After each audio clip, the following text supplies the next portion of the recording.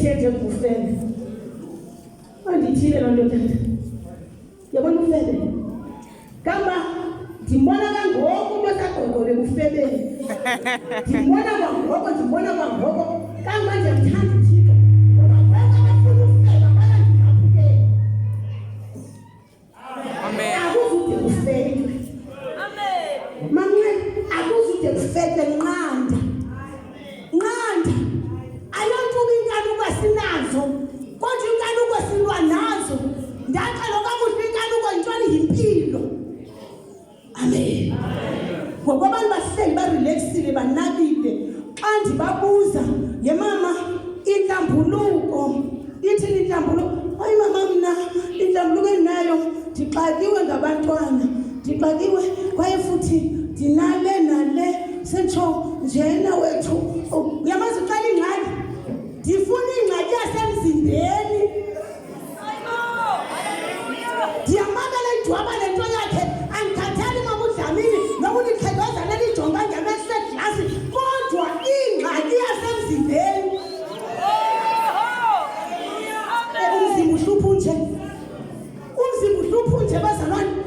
Umzimba bazalwane into ayoze ithi ngokulela ebhedini ulela nendoda yakho angeke ngiqhathwe ngabantu abamadoda mna ngoba amadoda bazalwane akwazi ufeyila. Ngexesha indoda ifeyila ungexesha bazalwane wena uthatha indoda wagona indoda yomntu ubuye uzoziliva ngayo.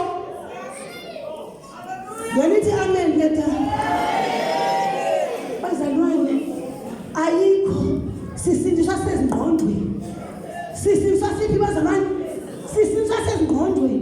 Siyayazi uba le nto yayisihlupha yile nawe ikuhluphayo.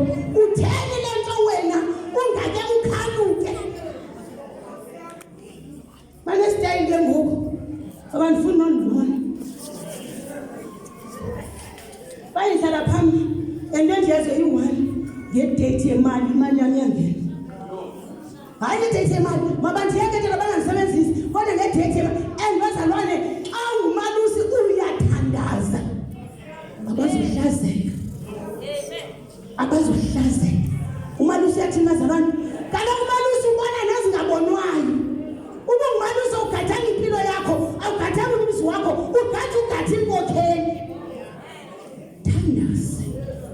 Uthandaze. Uzile ukudla. Uzuve ke ngoku into ekhoyo kumlelihla namhlanje okungafika igranti wandinceda uThixo zange ngene nayo igranti ndimuntu nje. Ndaba ngamphindisela usinazo tata yazi uThixo uma isazi into okuphathise yona uThixo uyakwazi ukugcina ebhandezelweni usinazo namphindisela kuba ndisithi usithi abantwana abanentibani bayakwazi ukungena egrantini wavela usinazo kwalixesha loba abe yena unyaka ugqibile so akazi ugranti usinazo zange ayibethela ngephelo lam zange ayizigranti zange ngene egrantini. uThixo ndifuna embandezelweni ayizokunceda uThixo ukuhambisa abazalwane ehlane. Xa izokunceda uThixo ukuhambisa ehlane ngathi nothetha abazalwane ngesibabalo sokalusa siso esi sizondibeka kule ndawo. Haleluya. Unamazwi uthi kwathi lonceda eDuteronomy kuchapter 28 from verse 1 apho lithi izwi lenkosi uyolo lentobeko uba uthobekana ngeke ubukhambi ubomi ngeke uyikhambi intsikelelo. Athi verse 1 athi ke bazalwane ukuba uthe waliva izwi lakho. Haleluya. Ukuba uthe waliva izwi lakho walenza. Practice ukwenza mamsazela. Practice ukwenza mama.